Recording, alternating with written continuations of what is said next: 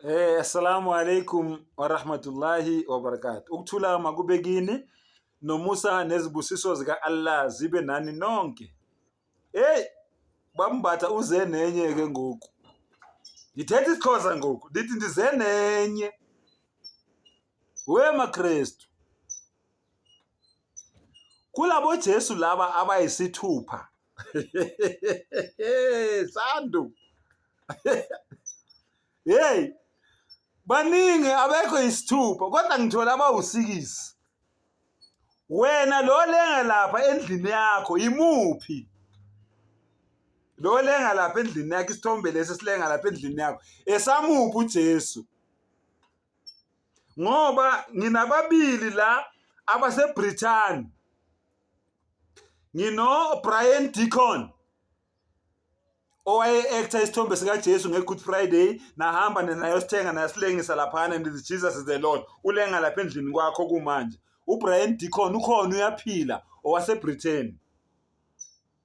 Owesibili uNick Powell naye waseBritain futhi eBirmingham.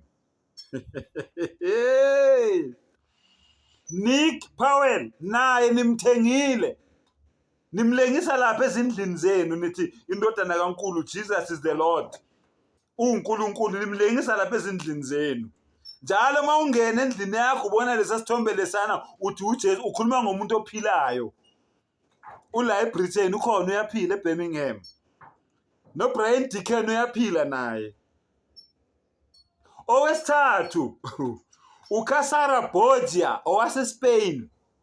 Casara Borgia owaseSpain naye wayidlala iphathi kaJesu kuyiGood Friday. Naye nimthengile nimlengise ezindlini zenu. Nithi nina is God. Uyaphila useSpain. Nonkosikazi unezingane. Usukuthi ngempela senigula ngaleyo ndlela bafowethu. Lalela. Owesithathu laba abawu3 baseBhayibhelini. Oqala uJesus Christ.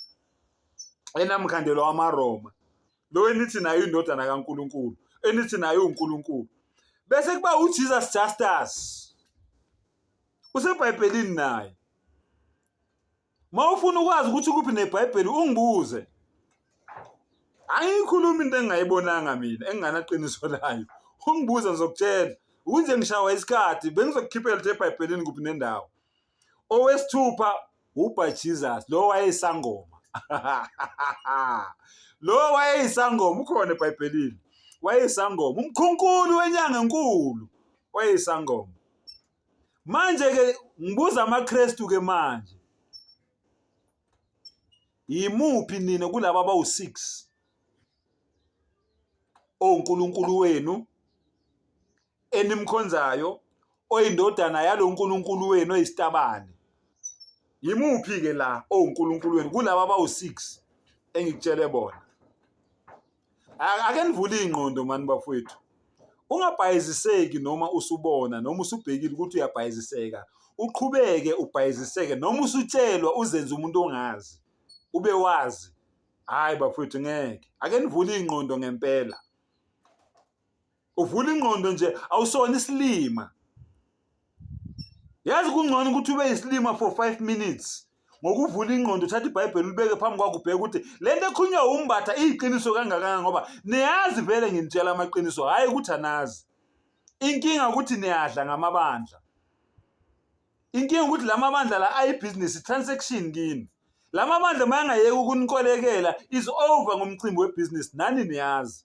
Yingakho nishaya ngathi aningizwa, yingakho nishaya ngathi anazi. Yimuphi ke nimkhonzayo nina kulabo abawu6 oJesu esenginitshele ngabo. Khethani ke njengoba washo uJoshua ukuthi khethani namuhla ukuthi nikhonza muphi. Ake nikhetheke emakristu. Noma nani nizongithuka njengamaNazaretha okunokuthi nikhethe ukuthi nikhonza muphi uJesu indodana kaNkulunkulu. Muphi uNkulunkulu? Hey! Mfundisi! Mfundisi! Mfundisi!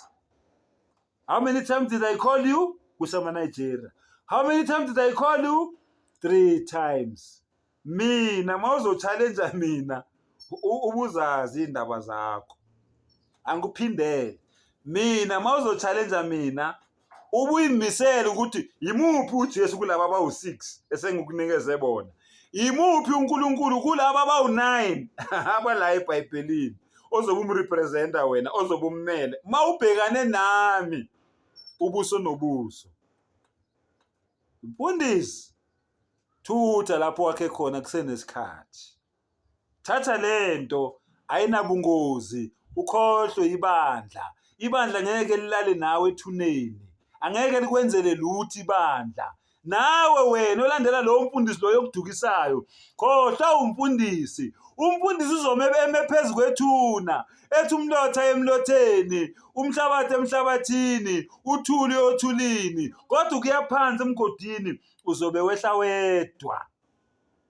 Ithuna masiligqiba noma beligqiba bobe begqiba wena wedwa, bese bayasuka bayahamba. Izingilozi mayifika zizofika zibuze wena wedwa, uphendule wena wedwa, ube ufe wedwa. Uma ngabe uyahluleka ukuphendula imibuzo uzojezisa wedwa. Ungizwile ungeje? Vuka mawulele. Wake up and smell the coffee before it's too late. Wa akhiru dawana anil hamdulillahi rabbil alamin.